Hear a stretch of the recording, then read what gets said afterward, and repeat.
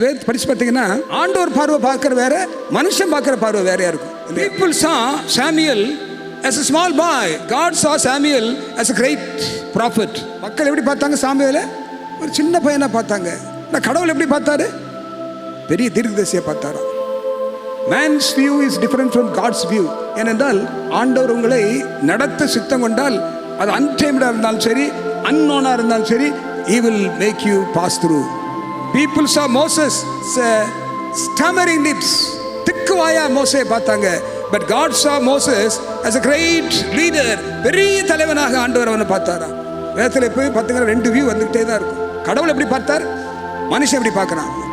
People saw Aaron as a spokesman. பேசுறவன் மோசேக்கு வாயா இருந்தவன் பார்த்தாங்க. But God saw Aaron as a high priest. பிரதான ஆசாரியனை பார்த்தார். உங்களுடைய வாழ்க்கையிலும் சோர்ந்து போகாதீங்க. Don't be discouraged. That is his view. But God has a different view.